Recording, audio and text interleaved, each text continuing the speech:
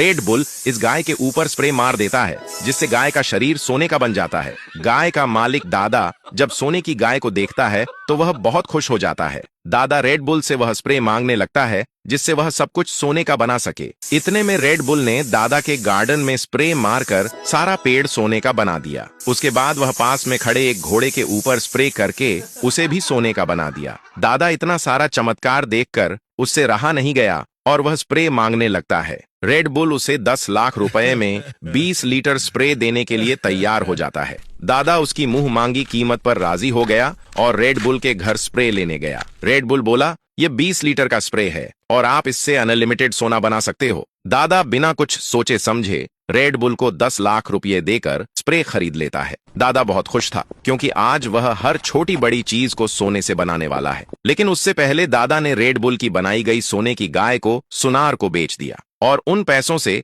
दूसरी और बड़ी गाय खरीद कर लाता है ताकि उसे सोने का बना सके। दादा जैसे ही गाय के ऊपर स्प्रे करता है तो वह स्प्रे काम नहीं करता है। फिर वह गाय को छोड़कर घोड़े के ऊपर ट्राई करता है, लेकिन फिर भी स्प्रे काम नहीं करता है। दादा फूट फूट कर रोने लगता है, क्योंकि उसने अपना घर बेचकर स्प्रे खरीदा था। इधर रेड बुल दादा को चूना लगाकर सारा पैसा लेकर गांव छोड़कर भाग गया। दादा भागते हुए रेड बुल के गांव जाता है ताकि उससे पैसा वापस ले सके। दादा बोला, भैया यहाँ पर रेड बुल रहता था, वह कहाँ गया? उसने मुझे धोखा दिया है। तभी दादा को पता चला कि वह तो एक बहरूपिया था जो लोगों से पैसा लूटता था। दादा उदास होकर घर वापस आने लगा और अब वह पूरी तरह से बर्बाद हो चुका है। यहाँ दादा की गाय प्यास के कारण स्प्रे का लिक्विड पीकर सोने की बन गई थी। दादा ने घर आकर देखा तो वह सारा दुख और गम भूल गया और खुश हो गया, और देखते ही देखते गाय अपने मुंह से ढेर सारा सोने का लिक्विड निकालने लगी। दादा खुशी से पागल हो गया और अब वह माला माल हो गया। फिर दादा सभी सोने के लिक्विड को एक ईंट के सांचे में डालकर सोने की ईंट बना लिया। उसके बाद वह सारा सोने का ईंट एक टेम्पो में भरकर सुनार को बेचने चला गया। सुनार भी इतना सारा सोना देखकर हैरान रह गया और उसने पूरा सोना खरीद लिया। उसके बाद दादा को एक दिन की ही कमाई में एक टेम्पो भरकर पैसा मिल गया।